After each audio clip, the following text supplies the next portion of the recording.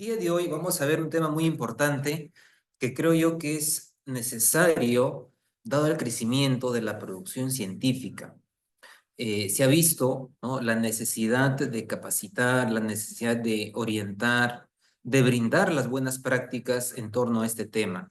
Entonces, como bien se mencionó, el tema es integridad científica, recomendaciones prácticas.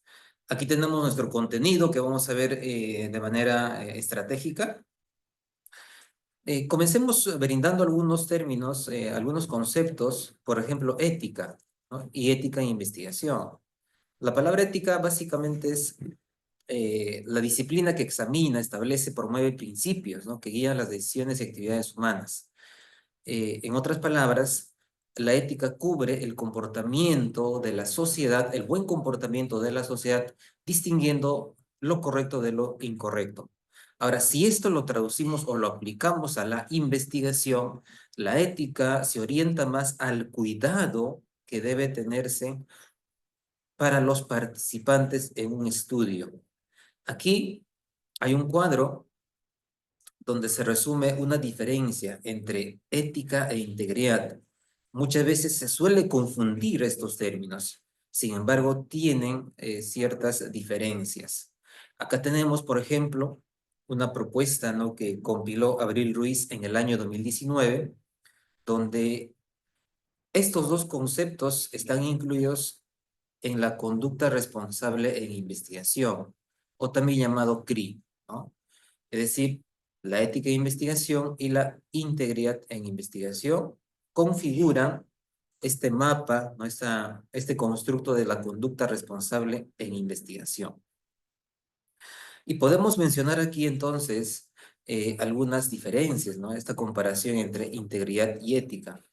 En cuanto a los principios, ¿no?, la integridad básicamente es la honestidad, la transparencia, ¿no?, el enfoque hacia la ciencia rigurosa, mientras que la ética está orientado a la protección de los sujetos. Ahora, la responsabilidad en cuanto a la integridad recae en los investigadores y en las instituciones, mientras que la ética, ¿no?, lo gestiona los comités de ética y las partes interesadas más amplias, dependiendo de la metodología del estudio. Y la aplicación, pues, en la integridad es en todas las etapas de la investigación, desde la misma concepción, ¿no?, de un estudio, y la ética a partir de los dilemas éticos específicos.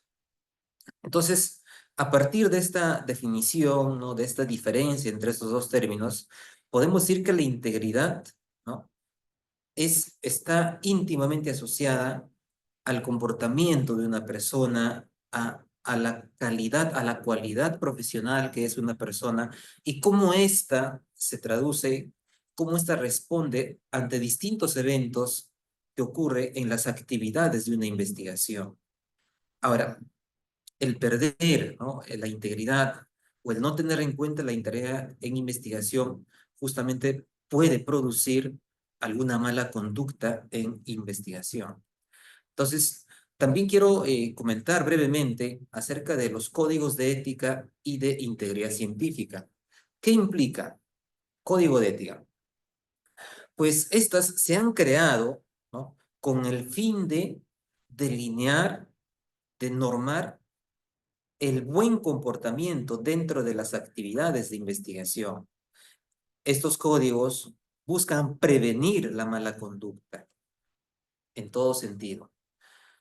Pero acá hay un autor, cómic, ¿no? Un autor, un grupo de autores, cómic y otros, donde desafían, digamos, esto, y ellos mencionan que estos códigos han fracasado en este objetivo. Ahora, ¿por qué? ¿Por qué lo menciona de esa forma? Porque hoy en día, ¿no?, ustedes son testigos, diariamente se ven reportes de mala conducta, y estos mayormente se originan en las academias, en las universidades. Entonces, ¿cuál es la razón de un código de ética si se ve a diario comportamientos inadecuados, comportamientos incorrectos? Entonces, por eso ellos tienen una perspectiva de que hayan fracasado. Sin embargo, nosotros no debemos darnos por vencidos, ¿no?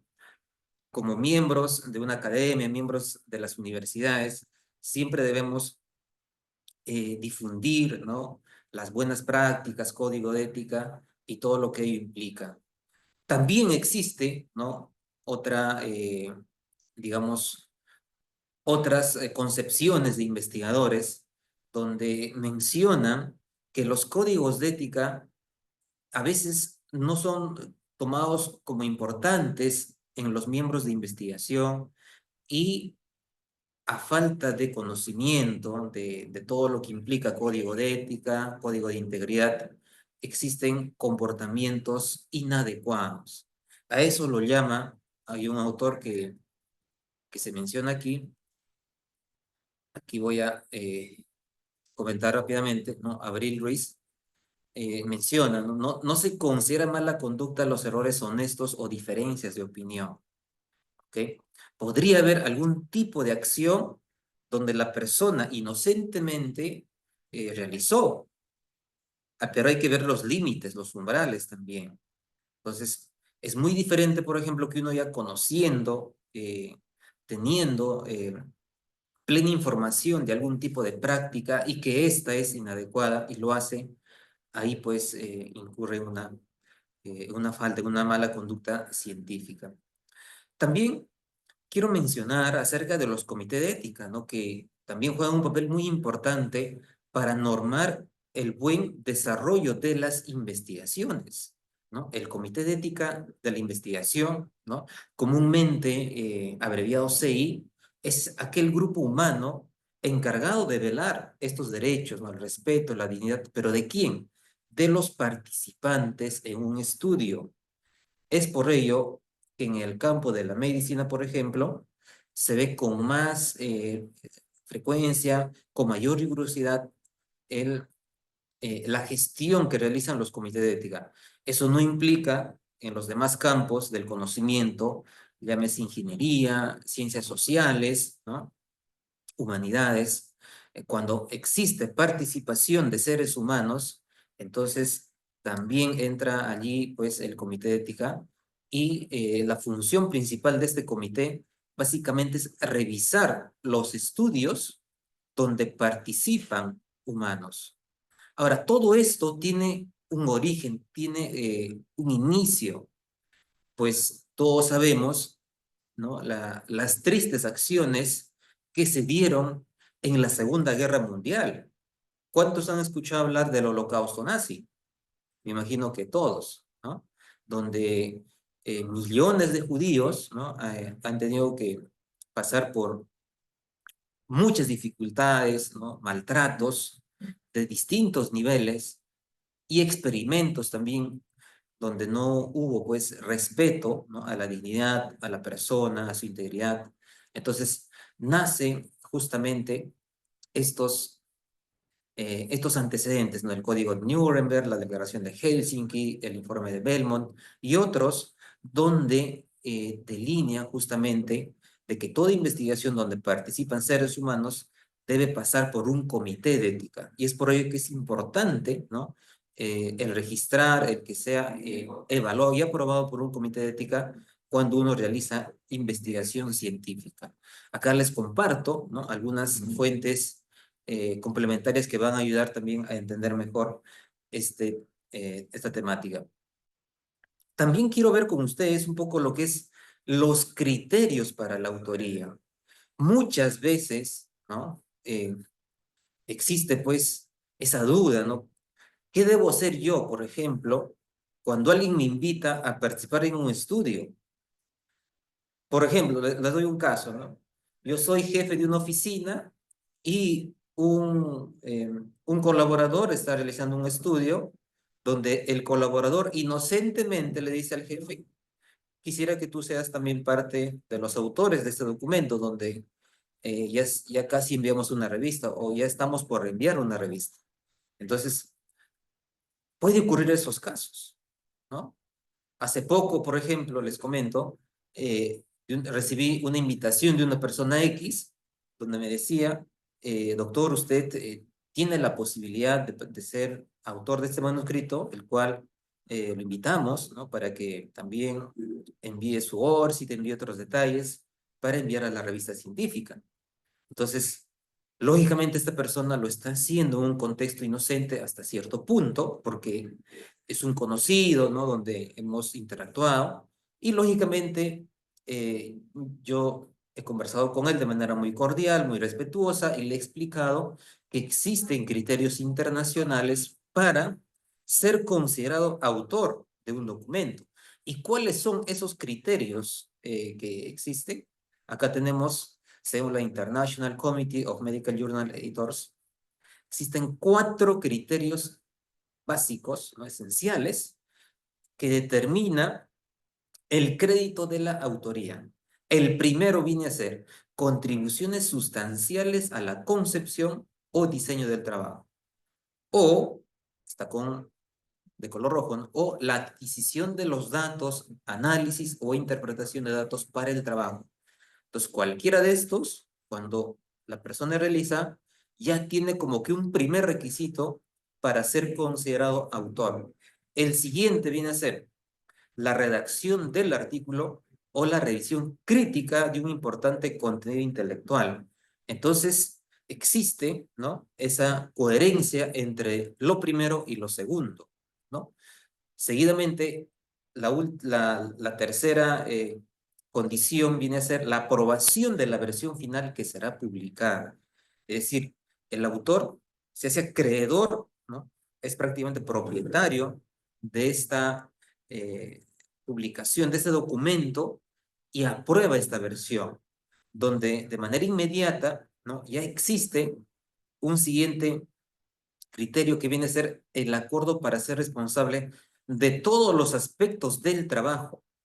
Es decir, el que es autor de un documento debe estar en la capacidad de responder cualquier pregunta relacionada con el contenido del trabajo, ¿no? Entonces, es muy importante eso, es muy importante considerar estos 4 criterios. Acá también incluye algunos enlaces para que ustedes puedan profundizar en este tema. Ahora, acá se recomienda, lógicamente, ¿no? A todos docentes, estudiantes que tengan muy en cuenta estos criterios para poder configurar, ¿no? La estructura de los autores en un documento. También es importante recalcar que, ¿no? Un autor debe poder identificar qué coautores son responsables de otras partes. Por ejemplo, en un documento somos 4 autores. El primer autor debe conocer qué contribuciones realizó el segundo, el tercero y el cuarto autor. El segundo autor debe conocer qué contribuciones realizó el primero, el tercero y el cuarto, y así. Entonces deben conocer y también ser responsables de cada una de las partes del documento. Y así tenemos entonces algunas consideraciones claras para el criterio de ser autor. También hay otro tema importante que nace en esto de la comunicación científica, de las publicaciones de artículos, ¿no? De documentos. ¿Cuáles son los compromisos que asume el primer autor del autor de correspondencia y de los demás autores? ¿Cuál es esa diferencia entre el primer autor y el autor de correspondencia?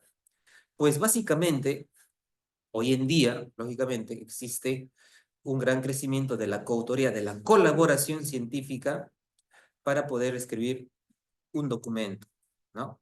Entonces, para que exista coautoría, debe existir indicios suficientes para su inclusión. Eh, He visto, ¿no? En mi experiencia, revisando, analizando documentos científicos, que en el campo de las ciencias sociales, en promedio, el número de autores es menor al campo de las ingenierías o de las ciencias básicas, ¿no? Y respecto al campo de las ciencias médicas, ciencias de la salud, ¿no? Que como que es, en promedio el número de autores es mayor. Se ha visto casos, por ejemplo, en un artículo de física, ¿no? Alrededor de 5.000 autores. Lógicamente es un caso extremo, ¿ok? Pero se debe demostrar, o se ha demostrado, lógicamente, la gran contribución que existe en ese documento y la participación de cada uno de ellos, ¿no? Mi pregunta es, en tu campo de investigación, estimado docente, estimado estudiante, cuando leíste o cuando estás leyendo artículos científicos, ¿cuántos autores has visto como máximo, ¿no? Más o menos, en promedio. Entonces, es importante considerar estos aspectos. Ahora, ¿qué es el primer autor? Es el artífice, es el que realizó mayor contribución, es el orquestador, es el que, digamos, pone las reglas, ¿no? De manera adecuada, de manera respetuosa, cordial, para el trabajo conjunto del documento, ¿no? Él es el líder. Entonces, el primer autor, por ejemplo, en las universidades, usualmente es el responsable del proyecto de investigación, ¿no? ¿Y quién es el autor de correspondencia? Pues en la mayoría de los casos coinciden, ¿no? Pero autor de correspondencia se denomina aquella persona que realiza básicamente el envío del artículo o del manuscrito hacia la revista, ¿no? Es el que asume la coordinación con el equipo editorial. Ahora, pueden haber casos de que sean diferentes, ¿no? El primer autor con el autor de correspondencia, como en este ejemplo, ¿no? En este artículo, Rica es el autor de correspondencia, como acá se observa, usualmente aparece con la cartita, ¿no? Donde se menciona que él es el autor de correspondencia, y en este caso Ratna, ¿no? Es el primer autor, ¿no? Ahí tenemos entonces el artículo, como ustedes también están observando. Aquí está. Entonces, acá se entiende que el autor Rica es el que ha gestionado el documento, es el que ha realizado el envío del manuscrito a la revista y ha realizado las coordinaciones con los editores de la revista. También ocurre en este contexto, eh, a veces cuando se desarrolla trabajos entre docentes y estudiantes, usualmente los estudiantes son los primeros autores y el docente que también ha contribuido en la realización del trabajo es el último autor y a la vez es el autor de correspondencia, ¿no? Dada la experiencia, ¿no? Dado, digamos, ya la madurez en cuanto a publicaciones, investigaciones que tiene, realiza el envío y hace las comunicaciones respectivas con los editores de la revista. Ahora sí pasamos aquí a lo que viene a ser las malas prácticas, research misconduct. ¿Qué viene a ser? Es lo contrario a lo que es integridad en la investigación. Esto es lo opuesto. Ahora, esto es lo que hace daño a la comunicación científica, a la ciencia, a las contribuciones. ¿Y qué significa esto, las malas prácticas? Como mencioné hace un momento, ¿no? La violación de los estándares de integridad. Existen muchos. Acá tenemos algunos de los principales, ¿no? Los clásicos FFP, que significa fabricación, falsificación y plagio. Dentro del plagio existe también variantes, ¿no? Vamos a ver uno de ellos el día de hoy. También está el fraude científico, fábrica de artículos, ¿no? Conflicto de intereses y así hay otros que están en esta lista. Bien, vamos a ver entonces estos principales, ¿no? El fraude científico es esa vulneración que se realiza a la ciencia y su consecuencia es nefasta, ¿ok? Aquí también entra a tallar lo que las revistas depredadoras realizan en este contexto, ¿no? De lo que es las publicaciones. Personas, ¿no? Que han perdido todo lo que implica la integridad, ¿no? Y se dedican a cometer mala conducta, mala práctica, ¿no? Engañan a autores juniors o investigadores que recién están empezando, ¿no? Y cometen el fraude científico, ¿no? Gestionan artículos sin la debida rigurosidad, sin la debida revisión por pares, por ejemplo, y publican documentos, comunicaciones, eh, mencionando pues que ha pasado por un proceso riguroso. Entonces, hay que tener mucho cuidado con estos tipos de revistas. También lo que es fabricación, ¿no? La invención de datos. Una cosa es la invención, es decir, inventar, ¿no? Desde cero, de algo que no existe, para poder emitir resultados, o incluso los resultados también. Entonces acá hay un desafío. ¿Cómo identificamos ello? Claro, hay patrones que se pueden identificar a través de un estudio minucioso, ¿no? La falsificación, ¿no? ¿Qué viene a hacer esto? La manipulación de materiales, equipo, cambio de datos o resultados. Y esto eh, me confirmarán, ¿no? Los que trabajan con datos, los estadísticos, los científicos de datos, a veces mencionan, ¿no? Dicen, eh, quiero cambiar estos datos para que la hipótesis se cumpla en esta investigación. Entonces, eso no debe existir, ¿no? Se debe trabajar con los datos tal cual se ha recolectado. Y si la hipótesis no se cumple, ¿no? O si no se prueba la hipótesis de investigación, entonces no hay problema. Es una contribución más al conocimiento científico. No siempre lo que se intenta probar va a resultar de manera aceptada. Entonces, hay que tener cuidado también en ese aspecto. Ahora, el plagio, ¿no? Clásicamente es tomar ideas, textos, imágenes u otros sin dar crédito a los autores originales. Eso se ve en muchos casos. Acá me parece que hay uno de los casos, ¿no? Pero también hoy en día, ¿no? Está este tipo de plagio que se llama plagio inteligente, IA, iarismo o A-Hearings, ¿no? Que concretamente es el plagio usando la IA. Y hay muchos casos, ya existe, ¿no? Eh, Informes también de artículos retractados justamente por ello. Y como experiencia personal, quien les habla también edita una revista científica como editor asociado, ¿no? De la Universidad de Lima. Hemos visto casos, ¿no? Donde se han presentado de esa manera. Entonces, hemos tenido cuidado, lógicamente, ¿no? Y Y si es este caso nada más, imagínense, ¿cuántos otros casos existen en otros contextos? Entonces, también hay que tener cuidado. Ahora, ¿cómo darnos cuenta? ¿Qué hacer para poder identificar? Cuando uno de alguna forma ya tiene la experiencia en cuanto a la estructura de los textos, a la forma de citar, o incluso a la verificación, ¿no? De las citas y referencias, ¿no? Cuando es escrito honestamente o con la debida rigurosidad, todo eso, digamos, ofrece una lectura amigable, una lectura entendible, una lectura que aporta el conocimiento.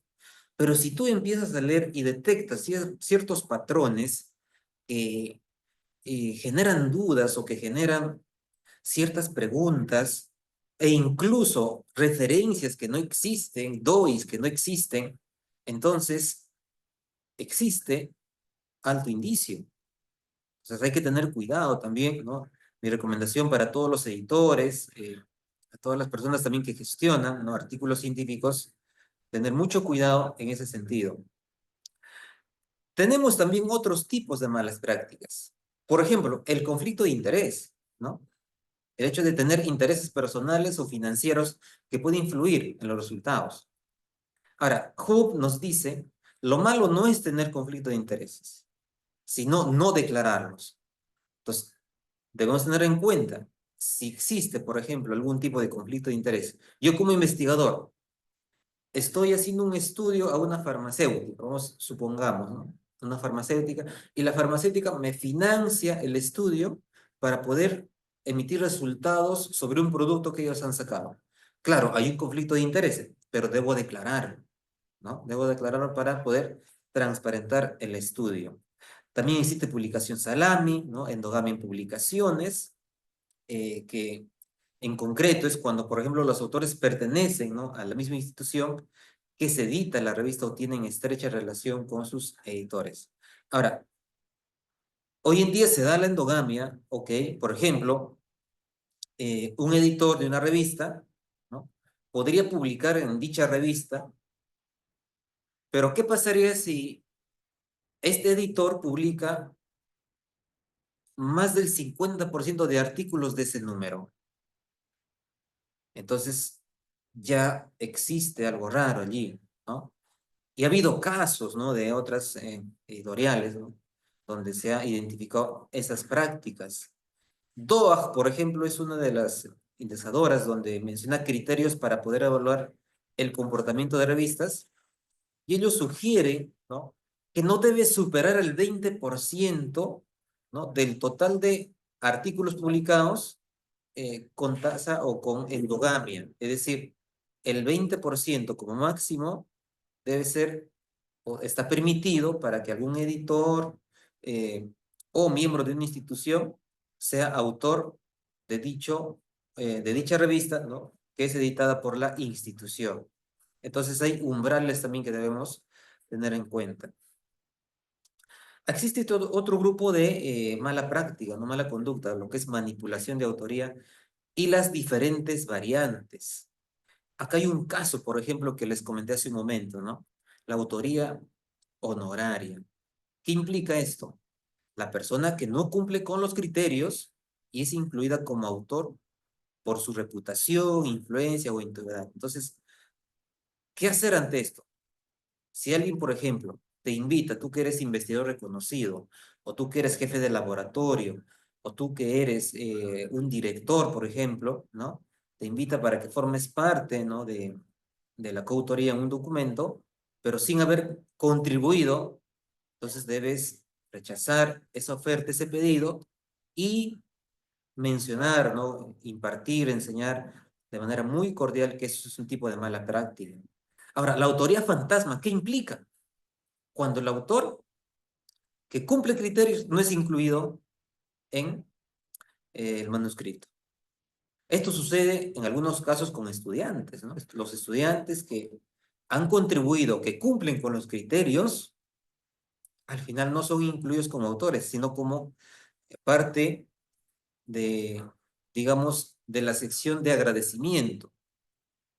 Entonces hay que conocer, ¿no?, hasta qué punto un estudiante, por ejemplo, que colabora o que ayuda, se consideraría como un autor o quizás estaría dentro de la sección de agradecimientos en un documento. Entonces, hay que diferenciar en esa parte. También está la autoría bajo presión, ¿no? Por orden o indicación de un superior. Y este otro que está asociado bastante a lo que es la fábrica de artículos, el comercio de autorías. Es más, ya Concitec ha publicado, no difundido, una norma donde sanciona estos tipos de malas prácticas. El hecho de comprar o de vender autorías. Y eso se ha dado, incluso hay testimonios, incluso hay reportajes que ha salido, ¿no? Y así existen otros tipos de malas prácticas como ustedes están observando. Aquí está, por ejemplo, ¿no?, dos reportajes que salieron eh, hace ya casi 2 años, ¿no?, por Latina, donde sacudió el mundo científico peruano, ¿no?, casos de granja de investigadores Bamba. Mira, qué mal suena cuando alguien, ¿no?, dice investigador Bamba, ¿no?, por el hecho de que haya comprado o por un tipo de mala práctica para obtener beneficios de publicaciones. Entonces, existe todo un sistema que está asociado, ¿no? Por ejemplo, eh, lo que viene a ser los famosos incentivos perversos, lo que viene a ser el sistema de evaluación a los investigadores, que se pondera más al peso, a la cantidad de publicaciones. Existe también todo lo que enlaza, ¿no?, las revistas científicas, entonces, y todo el mundo de lo que es la ética y la integridad científica, ¿no? Por eso, cuán importante es tener muy en cuenta, ¿no?, lo que es la ética, la integridad, el buen cuidado, las buenas prácticas en la investigación. También acá hay casos, ¿no?, de personas españoles, por ejemplo, este químico, ¿no?, que menciona, ¿no?, un estudio cada 37 horas.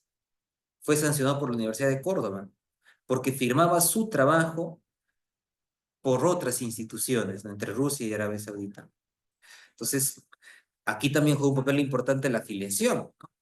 Si una persona, por ejemplo, está asociada a una universidad, ¿no?, a una institución como tiempo completo, lo lógico, ¿no?, por integridad, pues debe firmar por dicha institución. A no ser de que exista algún tipo de acuerdo, algún tipo eh, de convenio, ¿no?, justificado en el cual existe la multiafiliación, es decir, por dos afiliaciones, ¿no? Pueden haber casos, pero si es que son casos que no está contemplado o que se desvían dentro de la integridad, entonces ya estamos hablando pues de mala práctica. Acá existe también otro tipo, ¿no? Un científico que publica un estudio cada 2 días, muestra el lado más oscuro de la ciencia, ¿no? Salió en El País, un diario español. Entonces, quiero finalizar mi participación dando recomendaciones a los investigadores y a los estudiantes. ¿En qué sentido? ¿No? Estimados investigadores, evitar incurrir en cualquier tipo de mala conducta. Y para ello es necesario la capacitación. Es importante que tú conozcas, ¿no? Cuáles son las dimensiones de lo que viene a ser la mala conducta y también cómo combatirlas, ¿no? Cómo promover las buenas prácticas en la investigación, cómo colocar tu afiliación institucional, cómo colocar tu perfil, identidad digital del investigador, sin incurrir en alguna mentira o en algún tipo de información falsa, ¿no? Por ejemplo, les comento algo rápido. Eh, Usualmente en Google Scholar, en Google Académico, cuando uno revisa perfiles de autores, ¿no? De personas, de docentes, de investigadores, podría encontrar en el perfil de un profesor X, se encuentra publicaciones que no son de su autoría. Entonces acá hay dos cosas, ¿no? El profesor, como Google Académico es manipulable, es editable, quizás, ¿no? No tiene en cuenta, pues, es decir, su nivel de integridad, ¿no? No es adecuado y podría engañar, ¿no? Donde está enlazando publicaciones que no son de autoría del profesor. O el otro caso es que Google Scholar, como detecta automáticamente publicaciones y a través de algoritmos enlazas, asocia publicaciones a los apellidos de una persona o de un autor, entonces sin darse cuenta colocó pues aceptar y se enlaza a publicaciones que no son de él. Entonces hay que revisar, yo les pido revisar sus perfiles, no vaya a ser que hay un artículo donde no te pertenece y lógicamente eso debes editar y eliminar o suprimir, ¿no? Porque no es de tu autoría. Entonces hay que tener mucho cuidado. Hay otro caso, asignar autoría según contribuciones reales, ¿no? Declarar conflicto de interés, tener en cuenta los umbrales de endogamia, tener en cuenta qué implica, ¿no? Las autorías, ¿no? No incurrir en autoría fantasma, en honorario y todo lo que implica ello. Asimismo, es importante registrar, gestionar, compartir los datos en forma ética, ¿no? No manipular, no falsificar datos. Es necesario registrar el protocolo, el proyecto de investigación cuando participan seres humanos también ante los comités de ética. Se debe respetar justamente en ese contexto a los participantes de la investigación. Y así fomentar la colaboración transparente. Por ejemplo, hoy en día se habla bastante de la colaboración nacional e internacional. Entonces, ¿hasta qué punto, por ejemplo, yo como autor investigador, ¿no? De la universidad, yo puedo colaborar con otros investigadores de otros países en el contexto honesto, en el contexto de buenas prácticas? Entonces hay que promover las buenas prácticas, hay que transparentar la publicación, las colaboraciones que se hacen, ¿no? También aquí comparto recomendaciones prácticas para estudiantes, ¿no?